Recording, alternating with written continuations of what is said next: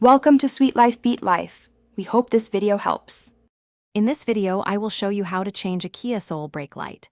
First, gather your tools, a Phillips head screwdriver and a new 7440 bulb.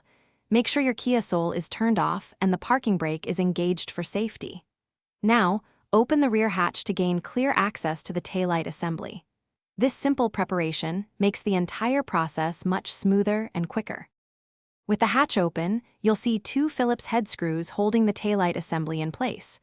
Carefully remove these screws and set them aside. Now, gently pull the entire taillight assembly straight back, away from the vehicle. It might feel a little snug, but avoid twisting. Once it's loose, press the small tab on the electrical connector and pull it apart to fully detach the assembly. Now that the taillight assembly is free, identify the brake light bulb socket. It's usually the larger one. Twist this socket counterclockwise about 1/4 of a turn to release it from the housing. Carefully pull the old bulb straight out from the socket. It might be a bit warm if it was recently on. Then, simply push the new 7440 bulb firmly into the socket until it's secure. To finish up, insert the bulb socket back into the taillight housing and twist it clockwise to lock it in place.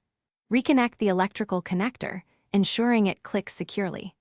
Align the taillight assembly back into its position on the vehicle and reinsert the two Phillips head screws. Test your new brake light to confirm it works correctly. For more great deals and to check out the Shark AI Ultra Robot Vacuum, see the link in the description below. Thanks for watching. Consider subscribing if we helped you.